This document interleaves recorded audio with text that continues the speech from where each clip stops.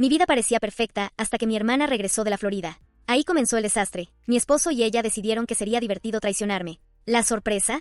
Ellos pensaron que seguirían sus vidas sin consecuencias. Y se equivocaron. Aquí estoy, mejor que nunca, dejando atrás a los traidores. Dale like, suscríbete y no te pierdas esta historia llena de traición y venganza. ¿Alguna vez te sentiste protagonista de un comercial de café? Ya sabes, esos donde todo es armonía, el pan siempre está perfectamente tostado, y la pareja se sonríe como si no existiera el tráfico, las cuentas o las tazas rotas. Bueno, así describiría yo mis primeros 6 años de matrimonio con Ryan. No éramos perfectos, pero nos acoplábamos. Discutíamos, claro, pero también nos reíamos de nuestras tonterías y hacíamos las paces comiendo helado en pijama. Nada fuera de lo común. Hasta que ella volvió. Mi hermana. 4 letras, una bomba de relojería, Alma. 28 años, mirada de ángel, alma de tormenta. Se fue a Florida a los 18 con la promesa de nunca mirar atrás.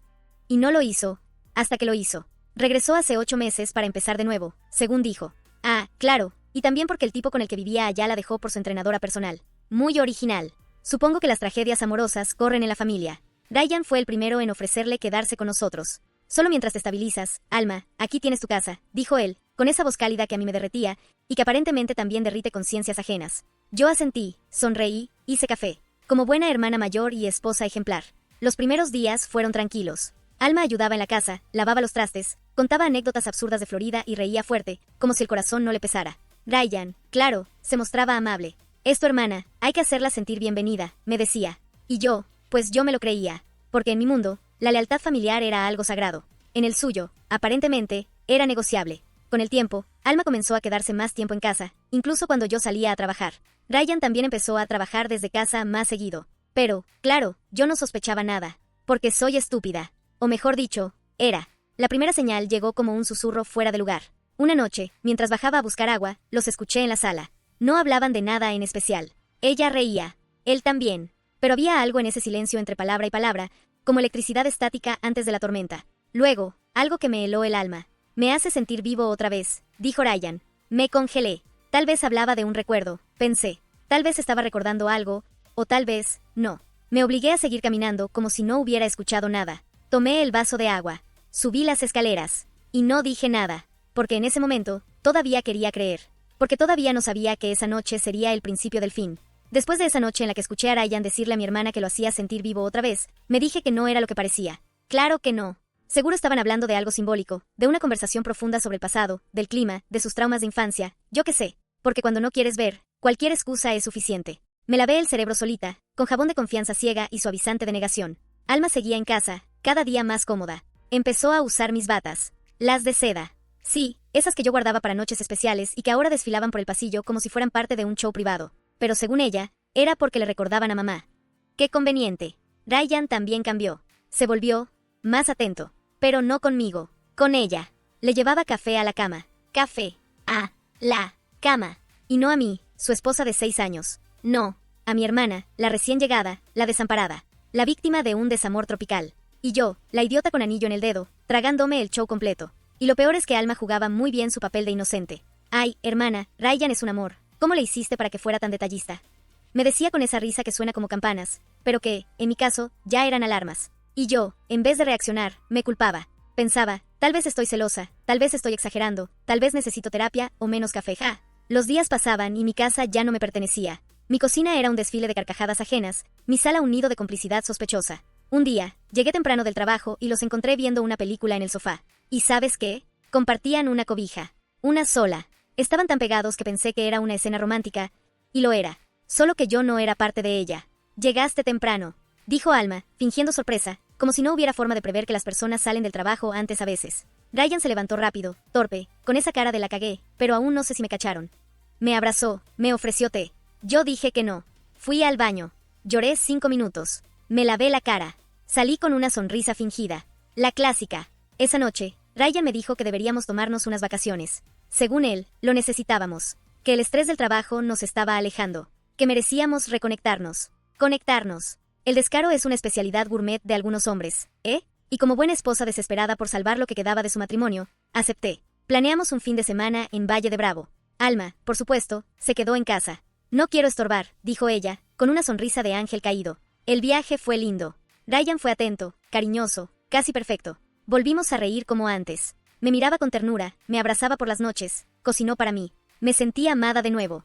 Por un momento, quise pensar que todo había sido una paranoia mía, que estaba equivocada, que todavía quedaba algo real entre nosotros. Ah, la esperanza, esa droga maldita que nubla el juicio y te hace volver a la boca del lobo con una flor en la mano. Volvimos a casa. Entramos. Todo parecía normal. Hasta que encontré el cenicero de cerámica azul que solo uso en la terraza, en la sala, y una copa de vino tinto vacía sobre la mesa. Solo que nosotros no tomamos vino tinto. Nunca lo hacemos. Ryan es más de cerveza y yo de margaritas. Subí a nuestra habitación. Todo en orden. Entré al cuarto de huéspedes, el cuarto de Alma. El perfume era distinto. Más intenso. Más masculino. Y en ese momento, el mensaje llegó a mi celular. Un número desconocido. Una foto. Una captura de pantalla. Un chat. Ryan. Alma. Y una frase que me cortó la respiración. Esa noche contigo fue mejor que con ella en años. Me quedé mirando el teléfono como si fuera una bomba de tiempo. Y lo era. Acababa de estallar. Directo en mi cara. ¿Sabes ese momento exacto en que tu mundo se rompe en 1000 pedazos? El mío fue a las 7:16 de la noche, con una notificación, una foto, un mensaje, una bomba disfrazada de texto casual. Esa noche contigo fue mejor que con ella en años. Así, sin anestesia. Firmado con amor, Ryan, mi esposo. Destinataria, Alma, mi hermana. Leí el mensaje 1, 2, 3 veces. Mi cerebro intentaba entenderlo como si fuera un código en otro idioma. Pero no, ahí estaba, clarito. Y la foto, un beso. En mi sofá. Ese que yo elegí. Ese que yo pagué. Ese en el que, irónicamente, tantas veces vi películas con ellos dos. ¡Qué idiota fui! ¡Qué ridículamente ciega! Y justo cuando pensé que ya no podía tragar más mis lágrimas, la puerta se abrió. Era Ryan. Entró silbando. Silbando. Como si no acabara de dinamitar nuestro matrimonio con su miserable patita. ¿Todo bien, amor? Me preguntó. ¿Todo bien? Eso pensé mientras mi mundo ardía en llamas. Tomé el celular, abrí la imagen, y se la puse frente a la cara como quien pone un cadáver sobre la mesa. ¿Esto qué es? La expresión de Ryan pasó del relajo a la parálisis. Bajó la mano, abrió la boca, y mintió. Eso no es lo que parece. No es lo que parece. Vaya frase. Deberían tatuársela en la frente todos los infieles. Podría ser el lema oficial de los imbéciles con doble vida. Explícame entonces, le dije, con una calma que ni yo sabía que tenía. Y ahí empezó la tragicomedia. Ryan tartamudeó. Dijo que era un montaje, que tal vez alguien quería arruinar nuestra relación, que Alma estaba vulnerable, que solo trataba de consolarla. Ah, claro, consolarla con lengua, caricias y una noche mejor que años conmigo. Muy terapéutico todo. Subí al cuarto de Alma. No estaba. Por supuesto, se había ido unas horas antes a ver a una amiga. Qué oportuna. Me dejó el campo minado y desapareció antes de que estallara todo. Esa noche dormí en el coche, en el frío, sin llorar, porque ya no tenía lágrimas. Me sentía vacía, estúpida, rota, pero también furiosa. Furiosa conmigo por no haber visto las señales, por haber defendido a Alma, por haberme conformado con migajas mientras mi hermana se comía el pastel entero. Al día siguiente, fui a casa de mi madre. Le conté todo. ¿Y sabes qué hizo? Lloró. No por mí, por Alma. Pobrecita, siempre ha tenido el corazón confundido, me dijo. Confundido. Lo que tenía confundido era el concepto de límites. Me fui de ahí sabiendo dos cosas. No iba a encontrar consuelo en mi familia. Si quería justicia, tendría que hacerla yo misma. Volví a casa unas horas después, cuando sabía que Ryan estaría trabajando. Reuní todos mis papeles, pasaporte, mis cosas personales, y una por una, guardé todas las piezas de mi vida que no quería que terminaran manchadas por su miseria. Pero dejé algo. Una nota. No una carta triste ni una súplica. Solo una frase. A veces, perderte es el mejor regalo que alguien puede darme. Y me fui. No sin antes dejar abiertas todas las ventanas, bloquearle el celular y reportar su número como spam. Lo mínimo. Pensé que eso bastaría. Pero no. Lo que venía después haría que todo esto pareciera un chiste de mal gusto. Porque cuando crees que ya no puedes caer más bajo, siempre hay un nivel más. Y el infierno apenas estaba comenzando a abrir sus puertas. Dicen que cuando tocas fondo, solo te queda subir. Qué bonita metáfora. Muy poética. Lástima que nadie te avisa que, antes de subir, vas a quedarte ahí abajo un buen rato, revolcándote entre escombros de lo que solía ser tu vida. Después de huir de mi propia casa, porque sí, fue eso, una huida, me instalé en el sofá de una amiga de la universidad. Andrea, la única que no desapareció cuando el chisme estalló. Porque, por supuesto, todo el mundo se enteró. Mi hermana y mi esposo no solo fueron discretos como un desfile de mariachis en plena misa, sino que además lo negaron todo, como buenos traidores. Pero las capturas hablaban por sí solas, y los susurros no tardaron. El primero en darme la espalda fue mi jefe. Sí, porque resulta que trabajar en la empresa familiar de mi ahora suegro tiene sus inconvenientes cuando decides dejar al pobre Ryan tras una crisis emocional. Me llamaron a la oficina. Palabras bonitas. Reestructuración. Reducción de personal. Y yo como idiota, sonriendo, fingiendo que no me estaban escupiendo en la cara. Perdí el empleo. Perdí la casa. Perdí a mi familia, porque, como no, mamá seguía diciendo que lo importante era que estuviéramos unidas como hermanas. Lo único que no perdí fue mi dignidad. aunque, siendo honesta, hubo días en los que la tuve que buscar con linterna. Comía lo que podía. Dormía poco. Mi piel se llenó de granitos, mi cabello se cayó a puños, y mi cuenta bancaria se encogía más rápido que la autoestima de un payaso triste. Una noche, mientras trataba de convencerme de que una sopa instantánea podía ser cena, almuerzo y desayuno, recibí un mensaje de Ryan. No sé cómo llegamos a esto. Aún podemos arreglarlo. ¿Arreglarlo? ¿Arreglar qué, exactamente? ¿La traición? ¿El desprecio? ¿Las mentiras? ¿El haber metido a mi hermana en nuestra cama? Ah, porque olvidé mencionar ese pequeño detalle. Sí, gracias a otra amiga del vecindario, me enteré de que Alma no solo se mudó a mi casa, sino que literalmente ocupó mi lugar. Mis cosas, mis sábanas, mi cepillo de dientes. Y lo más trágico es que aún no había tocado el fondo del barril. Una tarde, fui al banco a ver si podía al menos renegociar mis tarjetas, y ahí vino el golpe maestro. Ryan había vaciado nuestra cuenta conjunta semanas antes. ¿Para qué? Para un nuevo emprendimiento. ¿Adivinas quién aparece como socia en los documentos? Exacto. Alma. No lloré. Ya no me quedaban lágrimas. Pero ese día, en la fila del banco, frente a una pantalla que me mostraba un saldo ridículo, entendí algo que cambió todo. Esto no era una tragedia. Era una guerra. Y yo había estado jugando a ser la víctima cuando en realidad tenía que convertirme en algo más. No quería justicia. Quería equilibrio. Quería que Ryan y Alma supieran lo que es mirar hacia atrás y no reconocer el desastre que dejaron. Quería que sintieran en la piel esa desesperación que me devoraba por dentro. Esa noche, en silencio, escribí su nombre en una hoja. 2 nombres, en realidad. Alma y Ryan. Los miré fijamente. Y luego, uno por uno, comencé a notar todos los detalles que conocía sobre sus movimientos, sus debilidades, sus secretos sucios que me habían confiado con la arrogancia de quienes nunca pensaron que yo usaría eso en su contra. ¿Dolida? Sí. ¿Destrozada? Completamente. ¿Derrotada? Jamás. Porque a veces, para levantarte, necesitas primero quemarlo todo. Y yo ya había comprado la gasolina. No sabía por dónde empezar, la verdad. La rabia que sentía se transformó en algo mucho más peligroso, claridad. Como si cada detalle de mi vida se hubiera alineado, justo ahí, en ese punto donde el dolor ya no existe. Solo quedaba una cosa, actuar. Mi primer movimiento fue conseguir el teléfono de Alma. No por el cariño, claro, sino porque, por alguna razón macabra, ella seguía siendo mi hermana. Aunque, para ese momento, ya la veía más como una enemiga que como un familiar. Y lo peor de todo era que sabía que ella nunca imaginó que yo fuera capaz de hacer lo que estaba a punto de hacer. A mi hermana le encantaba la ropa cara, las bolsas de marca, los perfumes de lujo.